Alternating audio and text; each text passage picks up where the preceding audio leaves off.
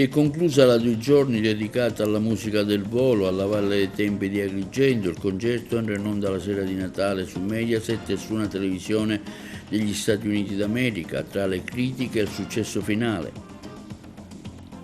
Il Comitato Pro Aeroporto di Agrigento ha partecipato alla riunione della terza commissione del Libero Consorzio riunita in remoto presso il comune di Realmonte. Proposta all'Assemblea dei Sindaci l'acquisizione delle quote della società a costo zero. Si conclude oggi la festa di San Giuseppe a Favara. Pascal Schembri traccia un bilancio della sua attività pensando già al futuro. Al via da questa sera la festa di Santa Rosa da Viterbo presso la parrocchia del villaggio Mosè di Agrigento.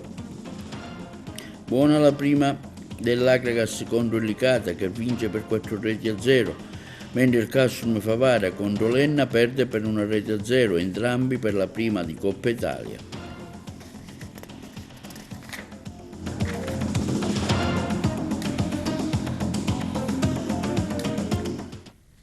Buongiorno, benvenuti con l'appuntamento odierno di oggi 2 settembre, lunedì, del nostro approfondimento TV Notizie, il volo alla Valle dei Templi di Agrigento. Tra critiche e successo finale, per noi sono tanti segnali a favore dell'operazione. Ce ne parla meglio Margherita Trupiano. Applausi e approvazione per il volo esibitosi nel fine settimana innanzi al Tempio della Concordia che a Natale proietterà Agrigento, capitale della cultura, in Italia e nel mondo. Presente il pubblico che li apprezza e li stima e che, come tutti i fans che si rispettino, ha acquistato immediatamente i biglietti per assistere e fare da cornice all'evento. Un concerto che ha visto differenti pareri e posizioni, anche perché la cifra spesa per lo stesso, ben 1.200.000 euro, era certamente cospicua. E poi la vicenda dell'abbigliamento adeguato alla stagione di messa in onda, ovvero l'inverno, testualmente riportato da quanto scritto dalla regione siciliana infelicemente in un primo momento, che ha scatenato commenti sarcastici e umoristici presi dalla stampa nazionale, che in maniera copiosa ha scherzato sull'argomento rimbalzato sui social. E dunque le nostre considerazioni. La scenografia offerta dalla Valle incanta sempre e chiunque, dunque ha fatto il suo gioco positivamente.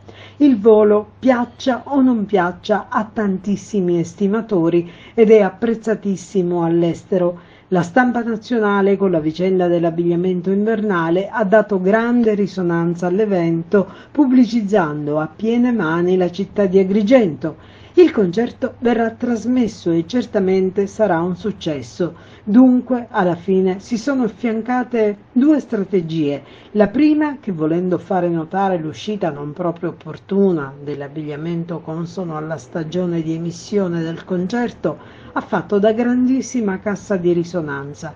Il resto, che poi è certamente un evento che lancerà nel mondo un'immagine magnifica di Agrigento. Lasciamo poi tirare a voi le somme, ma bene o male, purché se ne parli e la manifestazione sicuramente riuscita, sono per noi due segni più. Il neo rimane l'esoso costo dell'operazione. Il Comitato Infrastrutture Aeroporto, con il suo presidente Angelo Principato e i componenti Salvatore Burgio e Piero Amel, hanno partecipato nei giorni scorsi alla riunione della terza commissione del Libero Consorzio dei Comuni di Agrigento, riunita in remoto al Comune di Realmonte, che ha approvato all'unanimità dei presenti la proposta di richiedere la convocazione dell'Assemblea dei Sindaci per proporre l'acquisizione di quote della società dell'aeroporto a costo zero, potendo valorizzare i costi già sostenuti per il progetto e business plan. Le interviste ai protagonisti.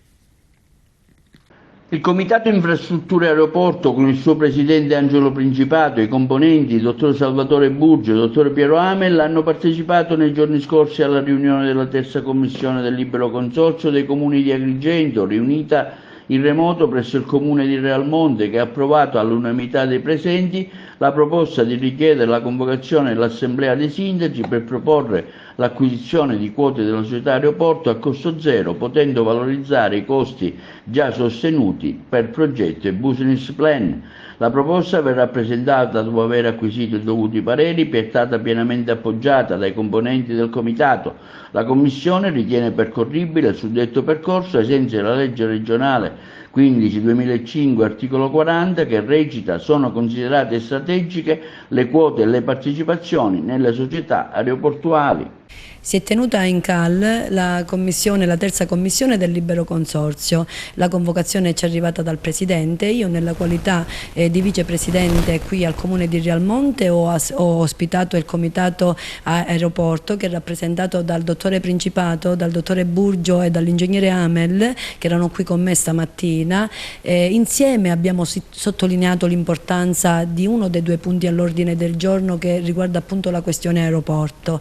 È chiaro che come sindaci abbiamo preso atto della modifica di alcuni soggetti componenti della Commissione a seguito del subentro dei nuovi sindaci di alcuni dei comuni che fanno parte della Commissione. Per quanto riguarda la questione che è il futuro, secondo me, che è appunto l'aeroporto, abbiamo sottolineato, io nella qualità di Vicepresidente ho sottolineato insomma la necessità di velocizzare l'iter, la necessità di rendere pubblico questa questione sempre di più, con una partecipazione del Libero Consorzio che ha ricevuto mandato dai sindaci e i sindaci da tutti i consigli comunali, quindi dall'intera popolazione di Agrigento, l'importanza appunto di velocizzare il tutto e di rendere questa struttura sempre più pubblica.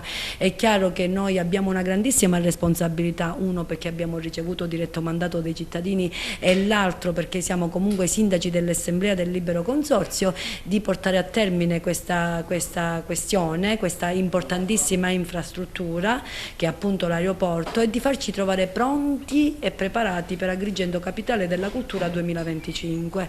È chiaro che tutti quanti siamo chiamati, siamo parte in causa, attori del futuro, come il sindaco di Agrigento ci ha dato una grande responsabilità. Ciascun comune per una settimana sarà Capitale della Cultura ed è fondamentale che ogni comune abbia quella infrastruttura, che sappiamo tutti che insomma ad Agrigento, per questa provincia, c'è molto da fare in termini di autostrada, in termini di ferrovie e in termini anche da aeroporto. E quindi ci dobbiamo mettere in moto. Anche l'emergenza idrica insomma ha destato tantissime preoccupazioni, da ultimo l'assemblea dei sindaci di ieri e prima ancora quella del 14 agosto 2024, quindi 14 agosto i sindaci si sono riuniti per capire, diciamo, per trovare una soluzione. Quindi io sono sempre fiduciosa, ritengo che il futuro ormai è un futuro che diciamo siamo in cammino, ma dobbiamo fare sistema, e per fare sistema dobbiamo pensare in primis alle infrastrutture che consentiranno poi al mondo di arrivare qua da noi e di godere di queste meravigliose bellezze che ci sono e che ci rendono quella culla di cultura a cui si fa sempre riferimento. Noi siamo parte della Magna Grecia, noi siamo storia, siamo contaminazione, siamo tanti, variegati, siamo belli, ma dobbiamo anche essere in linea con il futuro, e quindi per essere in linea con il futuro dobbiamo appunto fare sistema. Agrigento Capitale della Cultura oggi viene rappresentata da un'istituzione che si chiama Comitato Civico Aeroporto, che concorre affinché veramente questo territorio venga motorizzato, attrezzato per poter ricevere i grandi eventi. E questa sicuramente, questa infrastruttura che si chiama aeroporto, parteciperà e sarà parte trainante per lo sviluppo territoriale della provincia di Agrigento e del Caltanissetta. Ritengo pure che ovviamente l'incontro oggi, che si è sviluppato poco fa, ha riguardato l'intervista e la proposta fatta dal Presidente Castellino affinché si possa lavorare in sinergia e si possa dare a questo territorio la possibilità di poter crescere come il resto del mondo. Pertanto dico, siamo d'accordo, in quanto come comitato, che queste sinergie possono essere messe assieme affinché si possa lavorare per poter dare dignità e onore a questo territorio agrigentino. Intervenire per ribadire la continuazione del discorso che avevo fatto sulla costituzione di 2 hub aeroportuali. Ribadisco qual è la necessità. La necessità è che l'Etna ha aperto un nuovo cratere che si chiama cratere Voragine. Cioè, cosa significa? In cima all'Etna c'è un nuovo cratere che espelle per circa 2 ore il magma, non come erano i crateri sud-ovest e nord-ovest che espellevano 5 minuti. Qua parliamo di ore. Significa che questo magma sta coprendo le bocche dei due crateri di nord-est e di sud-est. Ma non è che il magma dentro non c'è più, c'è ancora. Questi tappi prima o poi esplodono e la cenere arriverà a Siracusa, a Comeso, a Ragusa.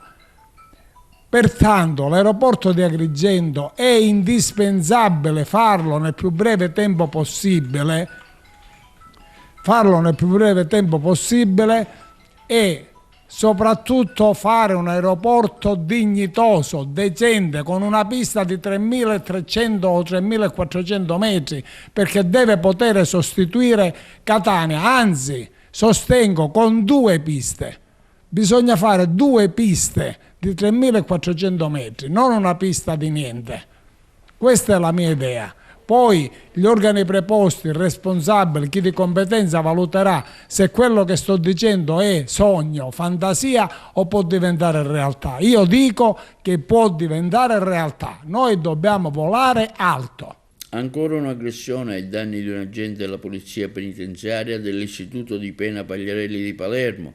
Alcuni detenuti avrebbero cercato di sottrargli le chiavi delle celle. Sull'episodio interviene Gioacchino Veneziano, segretario della UILPA Sicilia, alla corrispondenza da Palermo. Ancora un episodio di aggressione ai danni di un agente di polizia penitenziaria all'Istituto Pagliarelli. È successo ieri che un collega è stato aggredito da un trappello di detenuti alta sicurezza che lo hanno colpito con pugni e calci in faccia, ha subito una prognosi di 5 giorni. Il collega era da solo contro 50 detenuti, quindi la differenza numerica fa la differenza. I detenuti protagonisti di questa violazione sono detenuti della categoria alta sicurezza 3 e sono gli stessi detenuti che sono stati i promotori della protesta del 9 e 10 di agosto. È stata istituita una nuova sezione al Pagliarelli sul volere del Dipartimento contro le indicazioni dell'amministrazione locale, che aveva ritenuto non ancora pronta la direzione a poter accogliere questi detenuti che sono con fine pena altissime e anche ergastolani. Gli stessi detenuti, a quanto pare, pretendevano l'apertura delle celle e la cancellazione dei rapporti disciplinari che avevano avuto a seguito della protesta del 9 e 10 di agosto. Purtroppo il personale oggi è costretto a fare dalle 12 alle 18 ore di servizio per poter essere pronto ad eventuali altre azioni di protesta che a quanto pare possono accadere. È presente unitamente al personale il comandante, dottor Rizzo, ma non siamo convinti che questa situazione può reggere a lungo. È necessario per questi soggetti l'allocazione in strutture detentive particolari per evitare altre violenze nei confronti del personale di polizia penitenziaria. Per ultimo, ma non per importanza, abbiamo registrato in questi ultimi periodi una sorta di minimizzazione della situazione penitenziaria da parte del Ministero. Non è così che si affrontano le questioni. Il Dipartimento, il Ministero e la politica devono prendere atto che ormai le carceri sono fuori controllo e mettere la testa sotto la sabbia non mette in sicurezza il personale e le strutture penitenziarie. Servono 18.000 unità in Italia, 1.000 in Sicilia e 100 a Palermo Pagliarelli, e soprattutto serve anche prendere atto che c'è una condizione di sovraffollamento che rende impossibile l'ordine, la sicurezza, la disciplina e il trattamento dei detenuti. Va bene, io la ringrazio per essere intervenuto e continueremo a restare aggiornati. Grazie a voi. Non ti ho interrotto mai perché... Lancia la sua proposta per la prossima candidatura a sindaco di Agrigento l'operatore culturale Enzo Di Natali. Ascoltiamolo ai nostri microfoni. Enzo Di Natali, la sua proposta per la città di Agrigento per la prossima candidatura. Ricordiamo che nel 2025 la città andrà a votare rinnovando i maggiori figure istituzionali, tra cui il primo cittadino. 2025 è l'anno della cultura e deve essere anche l'anno del cambiamento. E per un cambiamento occorre che ci sia una figura di qualità che abbia una adeguata preparazione, nonché una esperienza amministrativa di alto livello. Chi in questi anni ha dato testimonianza di queste qualità è proprio Enzo Fontana, il quale da presidente della provincia, soprattutto da presidente della provincia, ha realizzato opere di grandissimo interesse, opere che riguardano il mondo della scuola, la viabilità, per citarne soltanto alcune. Ma è stato anche un uomo di grande mediazione culturale e politica. La città ha bisogno proprio di queste figure per un rilancio. Se vogliamo cambiare, cambiare con la testimonianza, con la preparazione e con la competenza. La città è stata dilaniata tra i sì e i no, tra chi era d'accordo e scontento su questo concerto del Volo, 1.200.000 euro da un lato, tanta promozione ovviamente in vista di captare la cultura, dall'altro molta gente si è lamentata per la mancanza di infrastrutture, come una tra tutte l'acqua, la rete idrica. Ecco, un suo parere. Io sono dell'avviso che spesso Agrigento cade in questa forma di provincialismo, di pensiero, di culturale. Io condivido la scelta del concerto del Volo perché darà una visibilità ad Agrigento, pensare che sarà trasmesso dal Tempio della Concordia. Certo, la Valle dei Templi è patrimonio dell'umanità, è conosciuta in tutto il mondo, così la Valle dei Templi. Tuttavia, trasmettere un concerto dal Tempio della Concordia è davvero qualcosa di straordinario, che sarà un contributo alla crescita del turismo nella città. E tutto quanto serve per la crescita culturale e turistica della città va fatto. Per cui io condivido e mi è dispiaciuto tutto questo chiacchiericcio che è venuto attorno. Si chiuderà stasera la festa di San Giuseppe a Favara, una settimana di fede, religioni, tradizioni popolari, ma anche di spettacolo. Ce ne parla meglio il collega Giuseppe Moscato da Favara. Favara celebra il santo più amato, il patriarca San Giuseppe. Ieri la giornata festiva è stata dedicata esclusivamente alle funzioni religiose e alle celebrazioni delle Sante Messe, la prima alle 5 del mattino nella chiesa del Rosario e l'ultima all'aperto alle ore 20 in piazza Cavour per permettere ai tanti fedeli di parteciparvi. Ed anche ieri sera la piazza principale di Favara, che per una settimana ha ospitato spettacoli e concerti facendo registrare il pienone, era affollatissima con la presenza di oltre 1000 fedeli raccolti in preghiera per San Giuseppe. La concelebrazione eucaristica è stata officiata da Don Calogero Lobello con la partecipazione dell'arciprete Don Nino Gulli e di altri sacerdoti delle varie parrocchie di Favara. Per l'occasione è stato benedetto anche il nuovo fercolo, la Vara, che trasporta la statua lignea di San Giuseppe. Vara decorata per l'occasione dalla pittrice favarese Amalia Russello. Quindi la processione per le vie del centro storico di Favara e i fuochi pirotecnici finali. Stasera il gran finale di una festa che quest'anno, grazie all'impegno dell'Associazione San Giuseppe, è stata definita tra le più importanti della Sicilia. Un'intera settimana di concerti e spettacoli musicali che hanno richiamato a Favara ogni sera migliaia di persone provenienti da tutta la Sicilia per la presenza di cantanti di grande richiamo. Grande apprezzamento per le tradizioni popolari anche con le minestre che hanno coinvolto interi quartieri nella preparazione della minestra di San Giuseppe distribuita ogni sera a migliaia di persone.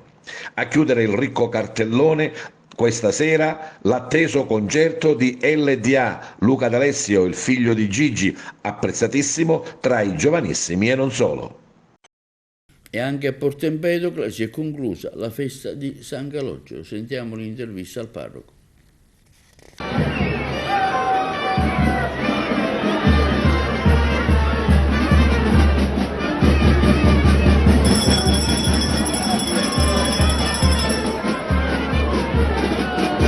Calogero era certamente un uomo di Dio, un uomo che veramente ha saputo accogliere la chiamata che il Signore gli ha fatto in forza del battesimo, un po' quella chiamata che abbiamo tutti noi, solo che San Calogero si è distinto nel modo di procedere, ecco, nell'arco della sua vita, ed è stato sempre fedele a questo richiamo di Dio di essere santi. Il dono della santità non è qualcosa che riguarda solamente alcune persone, come dire i VIP, e gli altri invece no, la santità è un dono che il Signore fa a tutti e chiamandoli ad essere suoi figli, ed è quanto si è realizzato in noi attraverso il sacramento del battesimo. Ci ha dato anche l'abito nuziale, essere santi. Nell'Antico Testamento, nel libro del Levitico, troviamo la parola di Dio che dice: siate santi perché io, il vostro Dio, sono santo. E quindi l'invito alla santità.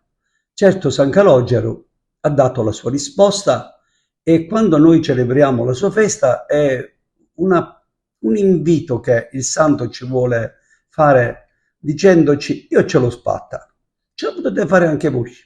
Io sono un salvato di Gesù, io sono niente senza Gesù. Gesù è tutto, è il tesoro nascosto che noi abbiamo trovato e che vale la pena spendere tutto per averlo, è la perla preziosa che abbiamo avuto la fortuna di trovare nella ricerca.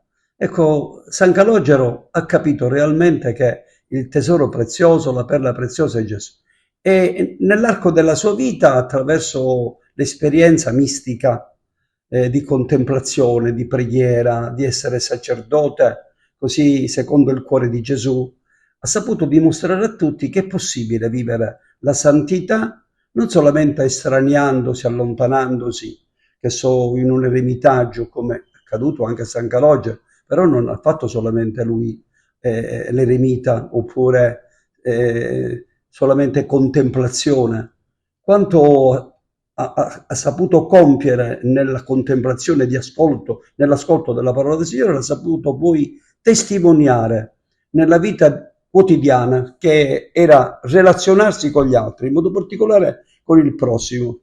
E se lo ricordiamo per il pane che viene donato in questi giorni, se lo ricordiamo per il pane che viene anche gettato dai balconi, dalle finestre, è perché San Calogero ci ha insegnato ad essere pane condiviso. Gesù è il pane che si è fatto, come dire, nutrimento per noi, la sua vita, nostro nutrimento. San Calogero, ecco, si è fatto come Gesù pane spezzato, e quindi non solo ha donato agli altri, agli ammalati, ai sofferenti, tutta la sua attenzione, ma ha portato anche il pane, sfidando la paura del contagio per quello che stava avvenendo nelle città, e quindi è stato vicino alla gente. Ed è quanto San Calogero vuole dire a tutti noi. È bella questa religiosità popolare che si vive ad Agrigento, a Porto Empedocle, in altre città anche della nostra provincia. Però questa religiosità popolare, a cui io credo, è che va sempre evangelizzata, mai, ecco, allontanata, oppure dire niente è, togliamola di mezzo.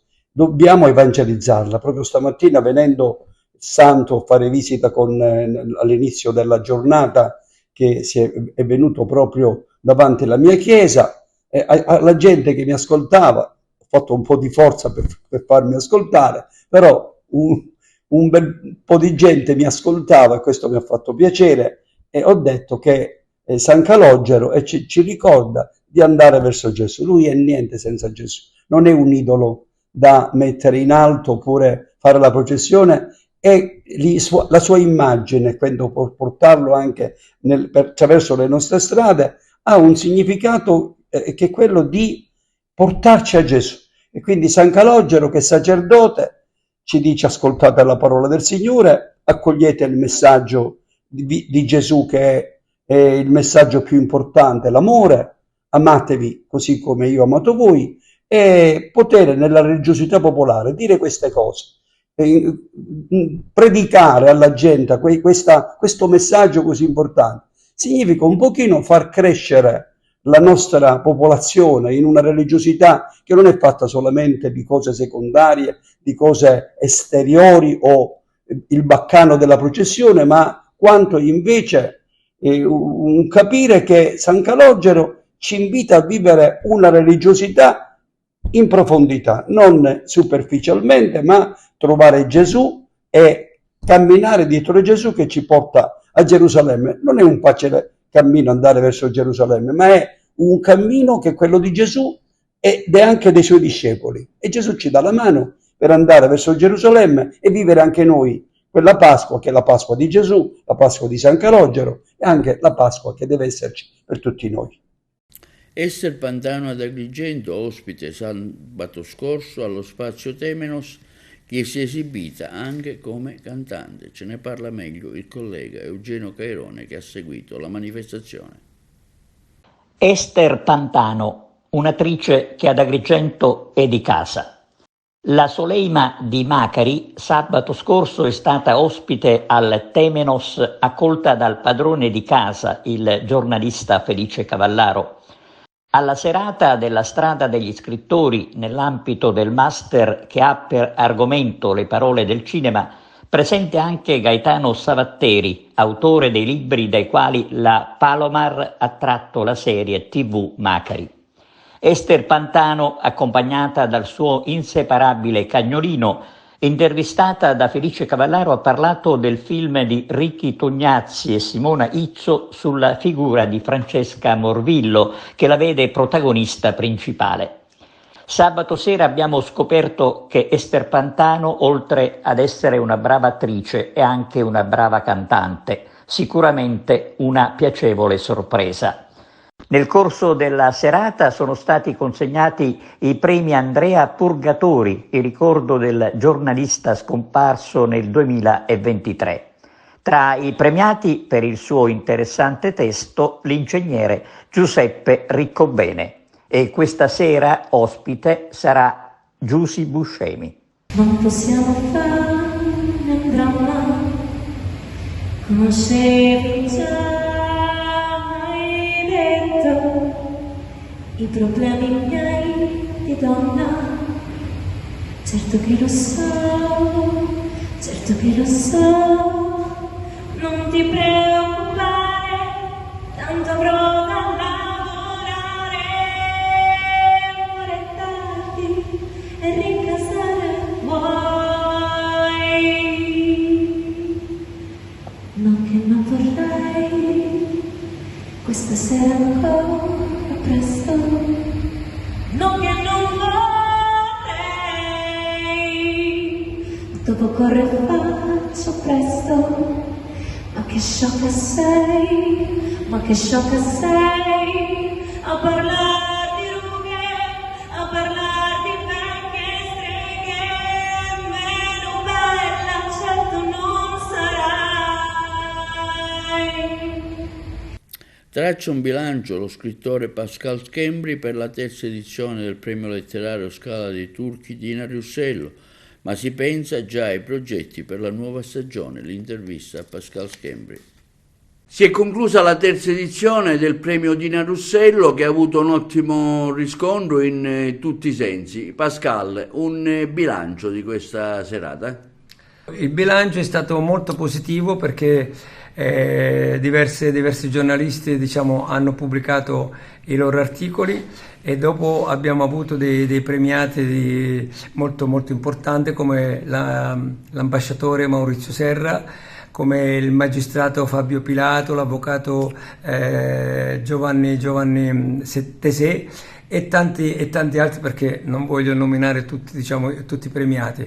Quindi siamo molto soddisfatti di questa terza edizione, con l'auspicio che faremo anche la quarta edizione, perché è stata già annunciata che la faremo tra il 1° luglio e il 15 luglio. Non posso dire ancora la location perché preferisco tenerla un po' privata, la location dell'anno prossimo. L'anno prossimo ci saranno altri scrittori che verranno da Milano, da Roma e da Torino, perché già siamo in contatto. Quindi progetti per il futuro, faremo una presentazione di un mio libro lo presenterà il magistrato Fabio Pilato, l'ispettore Fabio Fabiano e la dottoressa Mariella Dove? Bruno a Real Monte. Allora, la location ancora non siamo sicuri, diciamo dove la facciamo, sia al Madison oppure in qualche altro luogo, però se mi date la possibilità verrò a annunciarlo. E quindi presenteremo questo libro, L'arma del potere, è un thriller ambientato fine 50 e qui in Sicilia, al Ministero, al Vaticano, cioè sono dei personaggi che li faccio viaggiare, diciamo, in tutto il mondo.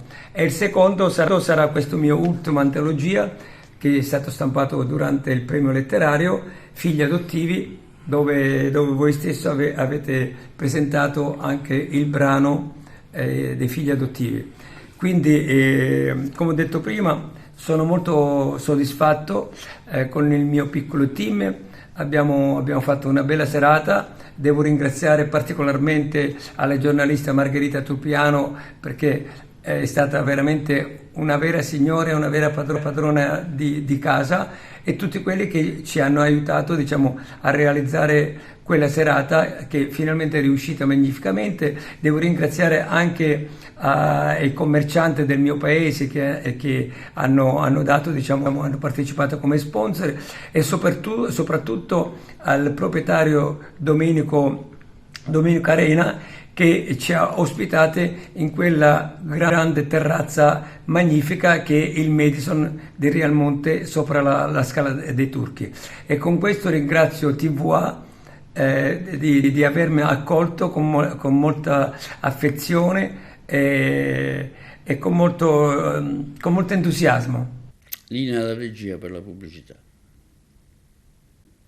Sanzioni del nucleo marittimo della Polizia Locale di Favignana nel corso di controlli nell'area marina protetta delle Isole Egadi, e proprio all'interno dell'area marina un brutto incidente per Massimo Castiglia, l'ex presidente della prima circoscrizione di Palermo. È stato colpito alla testa con una pietra dopo aver chiesto all'occupante di un tender di spegnere il motore vicino alla riva. Ce ne parlano meglio i colleghi di Palermo.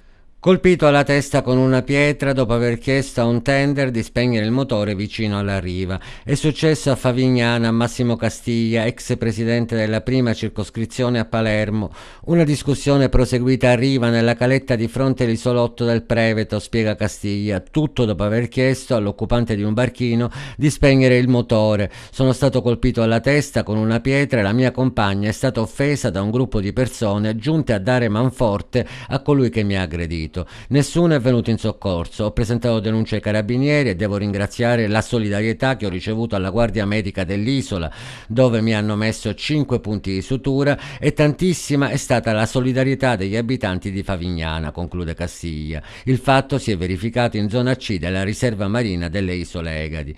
Stamane l'amministrazione comunale di Favignana manda il report dei controlli in mare durante il mese di agosto. 40 sanzioni amministrative sono state elevate dagli agenti del nucleo marittimo della Polizia Locale di Favignana nel corso di controlli nell'area marina protetta delle Egadi. L'attività, coordinata dal comandante libero Giuseppe Carbone e dal direttore della MP Salvatore Livreri Console, si è concentrata particolarmente sui numerosi diportisti che scelgono l'arcipelago per trascorrere ore di relax. Oltre 100 le imbarcazioni controllate. L'attività capillare scrupolosa ha incluso verifiche documentali che hanno portato alla contestazione di diverse violazioni amministrative. Tali misure si inseriscono in un più ampio piano di prevenzione volto a salvaguardare l'integrità dell'ambiente marino e a garantire una fruizione responsabile delle risorse naturali dell'arcipelago. Durante l'attività di controllo sono stati rinvenuti e rimossi diversi rifiuti abbandonati in mare. Il punto sulla pistola di Matteo Messina Denaro, boss di Castelvetrano, identica a quella di un carabiniere della DIA nascosta tra i vestiti del boss. La corrispondenza da Trapani. 2 armi identiche con lo stesso numero di matricola, una trovata in uno dei covi di Matteo Messina Denaro a Mazzara del Vallo, l'altra in possesso di un carabiniere della DIA in servizio peraltro proprio nel trapanese. Uno dei tanti misteri al quale l'ex superlatitante morto a settembre dello scorso anno ha abituato gli investigatori e che potrebbe avere una spiegazione non da film, ma piuttosto di natura molto più burocratica. Le due pistole avrebbero infatti un elemento che le distingue: quella del militare risalirebbe agli anni 40, l'altra invece sarebbe un po' più moderna e sarebbe stata fabbricata negli anni 70. Per chiarire la strana coincidenza sulla Walther semiautomatica rinvenuta dalla Ross dei Carabinieri tra dei vestiti in un box arredato in un complesso residenziale di via Castelvetrano riconducibile a Giuseppe Di Giorgi, arrestato alla fine di luglio scorso, e la sua gemella, la Procura di Palermo sta facendo infatti degli accertamenti anche per comprendere se negli anni non sia semplicemente cambiato il sistema per le immatricolazioni e col trascorrere del tempo non sia stato semplicemente e per un puro caso riutilizzato lo stesso numero. È naturalmente soltanto un'ipotesi al momento, ma se la chiave di lettura fosse questa, ci sarebbe ben poco di misterioso dietro alla vicenda. Di Giorgi aveva raccontato di aver trovato la pistola in un borsello abbandonato per strada ed è una versione che non ha convinto gli investigatori. Dal canto suo il carabiniere ha riferito di aver acquistato l'arma dalla vedova di un medico che in punto di morte avrebbe espresso la volontà di dare la pistola ad appartenenti alle forze dell'ordine o comunque a persone selezionate. Il militare ha anche spiegato di non aver mai prestato l'arma e di non averne mai denunciato lo smarrimento. La prima ipotesi, che era trapelata, era che l'operazione di duplicazione dell'arma del carabiniere sarebbe stata compiuta scientemente e dunque con una sorta di complicità da parte del carabiniere stesso. Tuttavia le indagini sembrano adesso prendere un'altra direzione. Al via da stasera la festa patronale di Santa Rosa da Viterbo, organizzata dalla stessa parrocchia al villaggio Mosè di Agrigento.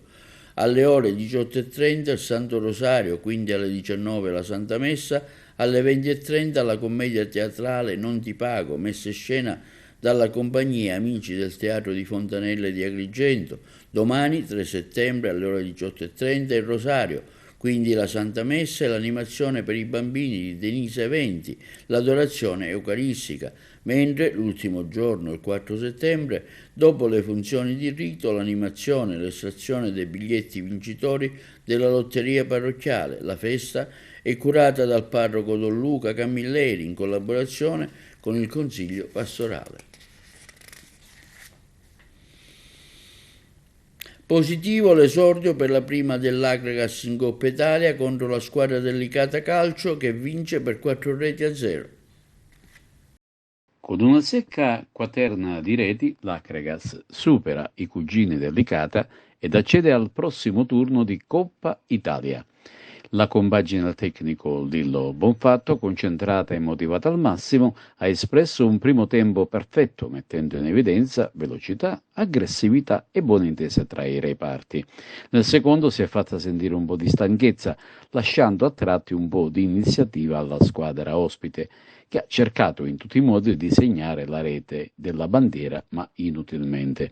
Già al terzo una botta di Lofaso sfiora il vantaggio, ma il pallone sorvola di poco la traversa. Il gol è comunque nell'aria ed arriva al 12° a coronamento di un'azione corale e finalizzata egregiamente da Palazzolo con un tiro angolato. Il Licata sembra in balia dell'Agragas e la difesa stenta a contenere gli incessanti attacchi biancazzurri. Al 24° arriva il bis in contropiede. Meola scatta sulla tre quarti avversaria e con un pallonetto preciso e beffardo supera il portiere Rossi che vede il pallone insaccarsi all'incrocio dei pali. Tifosi in visibilio che non sembrano paghi del risultato. E così, con la curva carica di adrenalina, si arriva al tris. Tuccio, ben piazzato nell'area avversaria, beffa la difesa ospite con un tiro molto preciso.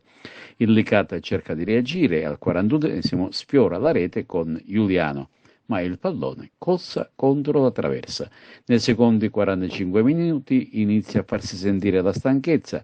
Si susseguono diversi cambi, sarà proprio il nuovo entrato Levé al 68° a siglare il poker definitivo per l'Agragas con un bel colpo di testa.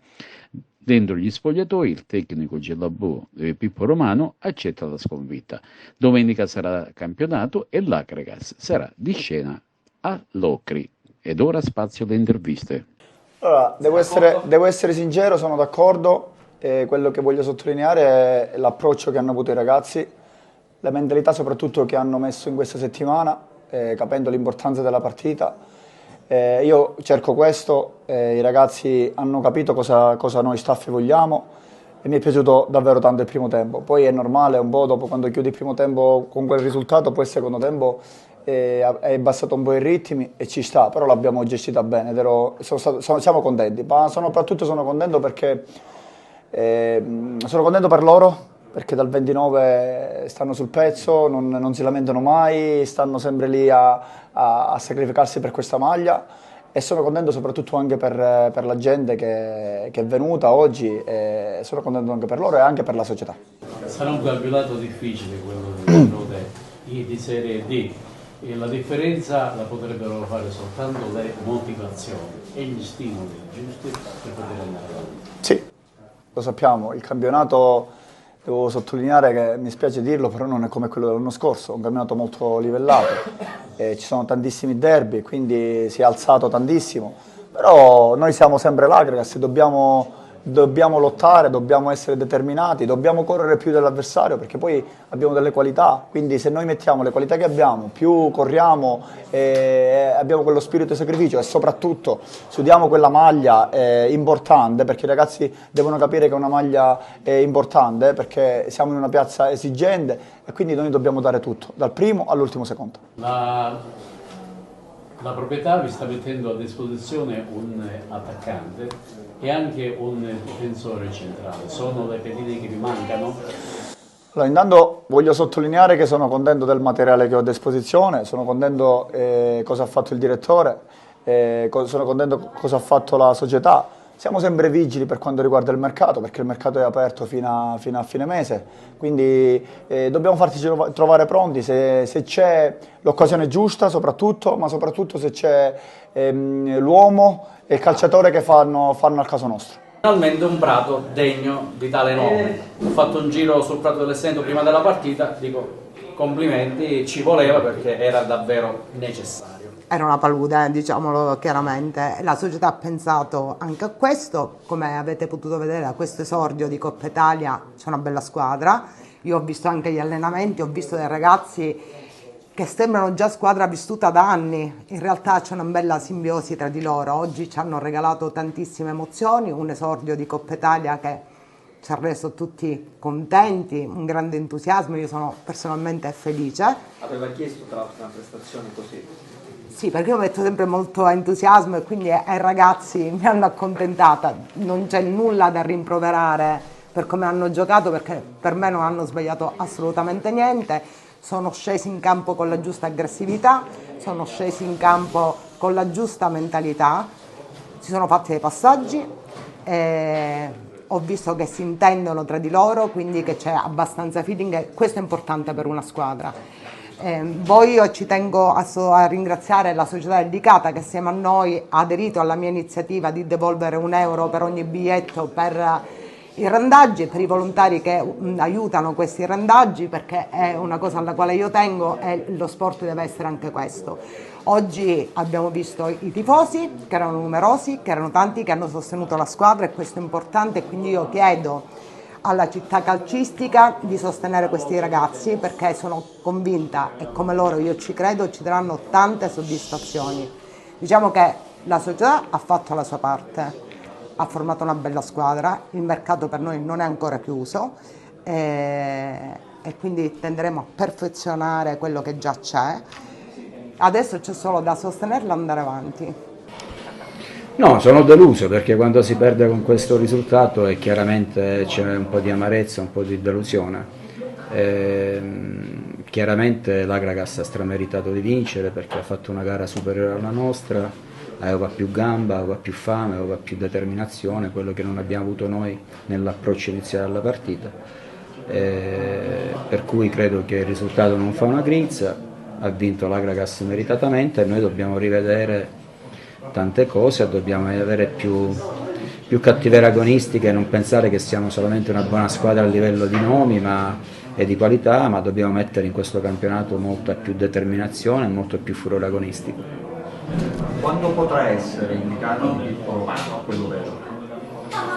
Ma noi siamo per 8/11, siamo una squadra completamente nuova, per cui assemblare una squadra nel giro di pochissimi giorni non è assolutissimamente facile, anche se ormai il tempo stringe, domenica comincia la prima partita e dobbiamo sicuramente migliorarci in tanti aspetti, in tante cose. Io credo di avere una buona squadra, ne sono fermamente convinto, dobbiamo cambiare un po' più l'atteggiamento. Il Castrum Favara perde la sua prima in occasione della partita del primo turno di Coppa Italia contro la squadra dell'Enna per 1-0. Ce ne parla meglio Giuseppe Moscato. L'Enna batte la Castrum Favara e approda al secondo turno di Coppa Italia. L'incontro si è disputato allo stadio Broccoleri di Favara per la momentanea indisponibilità dello stadio ennese. Bene nel primo tempo la Castrum Favara, scese in campo in maniera rimaneggiata per le assenze degli attaccanti Testoni e Romero per infortunio, La Piana e il centrocampista Palermo per squalifica. Tanti gli under in campo. Ed è proprio la squadra di mister Infantino a dettare il gioco per tutta la prima parte della gara. La prima occasione dei favaresi arriva al terzo con De Min, con i gialloblu che si ripropongono in avanti in diverse occasioni. Nel secondo tempo l'Enna reagisce, la Castrum Favara scende di tono e subisce la rete del vantaggio ennese. A decidere il match e la qualificazione è al 60° Cicirello, ex Cereale, che batte Scuffia su un servizio dalla sinistra di Barile. La Castrum Favara non ha la forza di reagire e l'Enna sfiora anche il raddoppio. Domenica, sempre allo stadio Broccoleri, inizia il campionato di Serie D e si replica proprio in programma, questa volta Castrum Favara Enna, e sono in palio i primi 3 punti del campionato. Devo fare i complimenti alla mia squadra perché ha avuto l'atteggiamento che io cercavo, quello di essere capabili, di non mollare mai, di avere un'identità, di avere un gruppo molto compatto, perché questo campionato la forza della compattezza è il 90% del valore di una squadra. Abbiamo fatto anche delle belle giocate, credo che non abbiamo mai sofferto l'Enna e sapevamo che l'Enna era in un periodo più brillante di noi, era più avanti sotto l'aspetto fisico rispetto a noi, però non siamo stati da meno. Credo che per 70 minuti la squadra ha tenuto il campo abbastanza bene, abbiamo provato di pungere, sono contento dei ragazzi avanzato, gente che ma anche Ortiz che si è sacrificato anche se non è al 100%. Credo che fare dei nomi in questo momento, però devo apprezzare che in un momento di difficoltà i miei giocatori si sono messi a disposizione del gruppo e questo è essenziale per noi. Abbiamo visto un primo tempo di partenza, di rodaggio per i primi 10 minuti, un apprezzabile gioco per il prosieguo. Al secondo tempo sembrava una ripartita per il Favara che invece poi impatta nel gol e da lì dobbiamo dire che non si è più ripresa. No, ho detto, per 70 minuti siamo stati in campo, dopo il gol i ragazzi è venuto in un momento che stavamo producendo, Cicirello si è inventato questo gol, credo che il nostro portiere ha fatto forse una parata durante i 95 minuti e questo mi dà forza perché credo che la tenuta difensiva è essenziale in questo campionato. Cicirello si inventa questi gol, è un giocatore importante per questa categoria, però noi guardiamo la nostra strada, sappiamo dove andare, siamo coscienti di avere una buona squadra e continueremo così. Io penso che è stata una partita affrontata con l'atteggiamento giusto dalla nostra squadra e da tutti i miei compagni. Poi diciamo che abbiamo preso un gol così un po' su una disattenzione il secondo tempo, però penso che non abbiamo sofferto quasi mai. A parte il risultato, puoi ritenerti soddisfatto di quello che è successo in campo? Sì, io penso che, come ci siamo detti anche tra di noi, penso che siamo sulla strada giusta, la mentalità è quella giusta per affrontare il campionato. Una settimana di tempo per riprendere le fila e fare praticamente una nuova partita e guarda caso ancora con lei. Sì, abbiamo questa fortuna di rincontrarla subito già domenica, sarà sicuramente una partita diversa rispetto a quella di oggi e aspettiamo una settimana per prepararla al meglio. Sì, io personalmente ho fatto secondo me una buona prestazione, però tutta la squadra abbiamo giocato bene, abbiamo ascoltato il mister, abbiamo messo in pratica quello che ci ha spiegato in questo mese, però ancora dobbiamo imparare molto e niente, io sono felice molto della mia prestazione, però ancora deve iniziare il campionato e quindi... Com'è stato questo mese di agosto? Oltre al caldo fisico naturalmente. Molto caldo, ma preparazione abbastanza dura e quindi ce l'abbiamo ancora nelle gambe, però ci fa bene. Noi abbiamo fatto la nostra partita, abbiamo cercato di mettere in campo le idee del mister, che è da un mese che ci proviamo nei allenamenti, nelle amichevoli. Ovviamente abbiamo le gambe un po' cariche per il lavoro fatto, non ci basiamo sul risultato ma ci basiamo sulla prestazione nostra, perché oggi i compagni miei abbiamo dimostrato di avere carattere e siamo contenti di questo. E questo è tutto per l'appuntamento odierno di oggi, lunedì 2 settembre, per TVA Notizie. Vi ricordiamo che i nostri programmi si possono vedere in tutta Italia sul canale 268 del digitale terrestre, per chi ha le smart TV in streaming sul sito televideoagrigento.tv e il telegiornale sul canale 93 di Video Sicilia alle ore 15, alle 20 e replica la mattina alle 9. Inoltre potete vedere i nostri programmi sul canale YouTube di Televideo Agrigento. Questo è tutto e vi auguriamo una buona serata.